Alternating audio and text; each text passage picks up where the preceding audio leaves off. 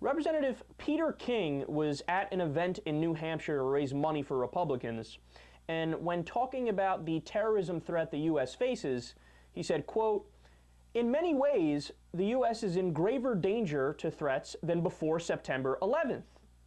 He said Al-Qaeda had, quote, morphed and metastasized, and we have now 8 or 9 different components around the world.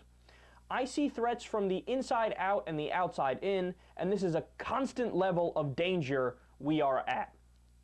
Now, of course, you could take that with a grain of salt because Representative Peter King is a notorious war hawk. He's notoriously against civil liberties. The guy loves drones. I think he makes out with drones and masturbates to drones at night. This is the kind of guy that we're talking about here. He salivates over the idea of jailing Edward Snowden and trying him for treason, calling him a traitor, and all that fun stuff.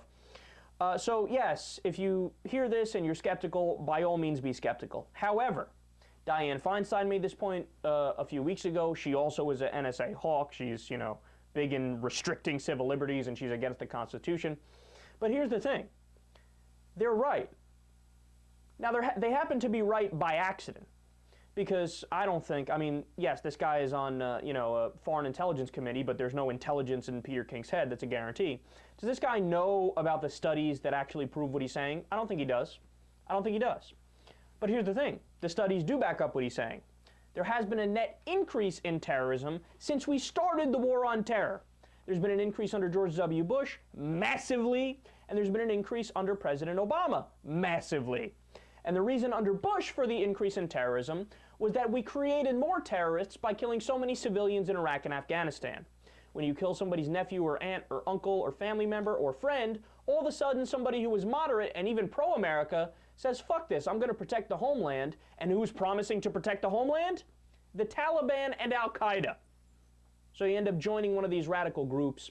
Under President Obama, radicalism has increased as a direct result of the drone strikes, which have increased tremendously since he took office. If you remember, Malala Yousafzai, when she had the opportunity to meet President Obama, she said it to his face. She said, look, if you have a problem with terrorism and you're trying to limit it or eliminate it, very simple. You have to stop droning these innocent civilians. You're actually making the problem worse by doing that. So here's the thing that Peter King and Dianne Feinstein don't get, even though they're right that terrorism is a bigger problem today. Your policies have made it that way. Every policy Dianne Feinstein's ever been in favor of when it comes to foreign policy, every issue that Peter King has been in favor of when it comes to foreign policy, they have exacerbated the problem. Look, it's a basic logical deduction.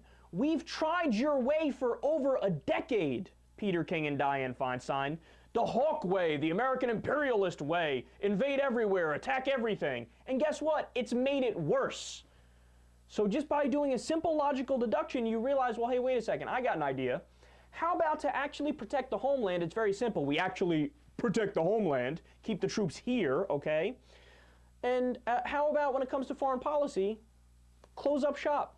Close up shop, get out of there, let people sort out their own problems, let governments sort out their own issues, bring home, at least cut our 900 military bases in half, but I'd more wanted to bring home all those military bases, and sit back and relax and watch, live and let live, watch what will happen.